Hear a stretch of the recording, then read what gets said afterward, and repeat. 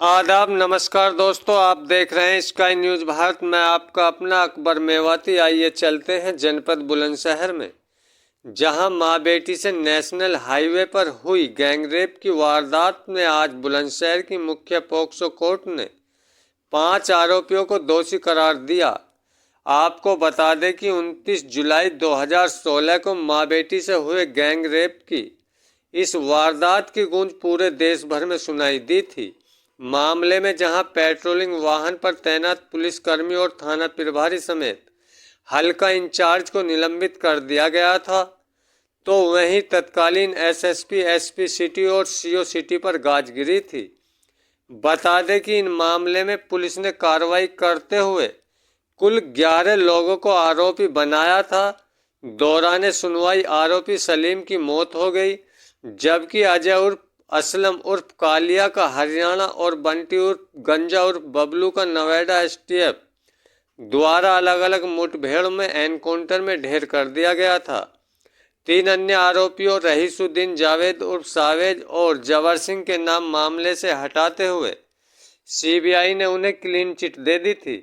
शेष बचे 5 आरोपियों को आज दोषी करार दिया गया है।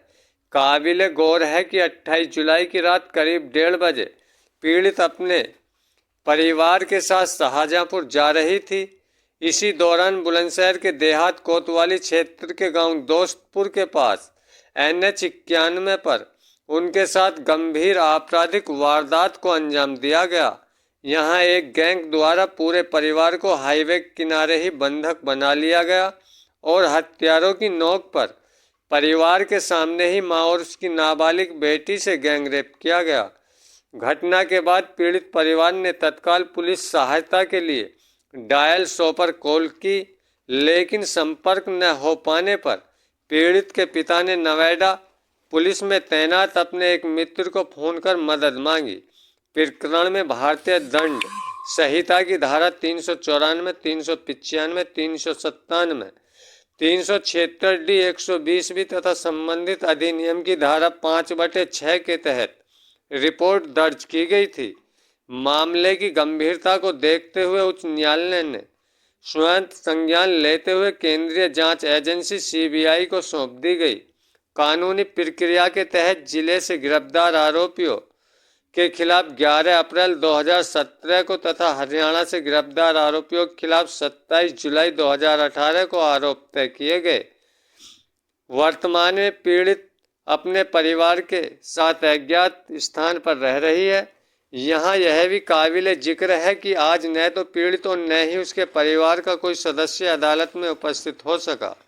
9 साल 4 माह 19 दिन बाद अब मामला अंतिम चरण में है और न्यायालय के निर्णय पर सभी की निगाहें टिकी हुई हैं। माँ बेटी से दरिंदगी करने वाले के मामले में आज जो है कोर्ट ने फैसला सुनाया है। क्या फैसला सुनाया गया है? क्या अपडेट है?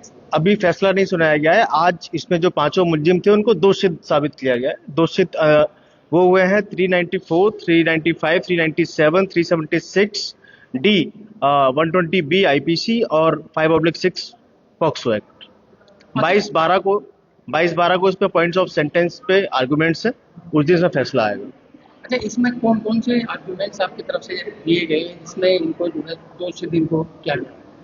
इसमें जो घटना के कथानक थे वो आपको बता देता हूँ। जो घटना के कथानक थे वो ये थे कि 2016 जुलाई में पीड़िता का जो परिवार है वो नोएडा से शाहजहांपुर अपने परिजन की 13वीं में शामिल होने जा रहा था।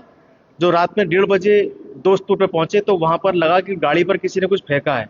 जैसे ही उसको देखने के लिए उसके पिता उतरे हैं तो पिता को गन पॉइंट पे 5 से 7 लोगों ने ले लिया और उसके ताऊजी और उसके तहेरे भाई को गन पॉइंट पर लेने के बाद उतार लिया गया। उन तीनों के साथ मारपीट की गई, सभी के संग लूटपाट की गई और लूटपाट करने के बाद वो तीनों जो मेल विक्टिम्स थे उनको जंगल में ले गए। वहां पर ले जाकर उनके हाथ पैर बांध दिए। हाथ पैर बांधने के बाद उनके साथ मारपीट की गई और फिर जो फीमेल विक्टिम्स थी, फीमेल विक्टिम्स को जंगल में उसी स्थान पर लाया गया जहां पर उसके पिता थे।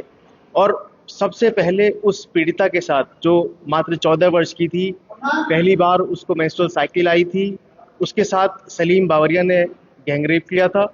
और जब उसने मना किया कि मेरे साथ रेप मत करो, मेरे पीरियड्स ऑन है, तो उसको पीटा गया। जब उसने पापा को चिल्लाया हेल्प के लिए तो उसे चुप कराने के लिए उसको नहीं, उसके पापा को मारा गया। कुल ये 2.5 घंटे दरिंदगी चली थी। 2.5 घंटे के बाद जो सरकार दम भरती थी कि 100 नंबर पे फोन किया जाए, तो 100 नंबर पे सैकड़ों बार फोन किए गए थे, लेकिन 100 नंबर पे एक भी फोन रिसीव नहीं हुआ। 2.5 घंटे की दरिंदगी के बाद उसके जो पिता थे, जो वादी है इस मुकदमे का, उसने फोन किया है अपने एक पुलिस वाले मित्र को। उसने तत्कालीन कप्तान साहब को फोन करके पुलिस भेजी थी। फिर ये मुकदमा पंजीकृत हुआ था। मुकदमा पंजीकृत होने के बाद इसमें कुल 11 लोग गिरफ्तार हुए थे, जिसमें से 3 लोगों के नाम निकाल दिए गए थे। 2 का एनकाउंटर हुआ था, एक की ड्यूरिंग ट्रायल डेथ हो गई।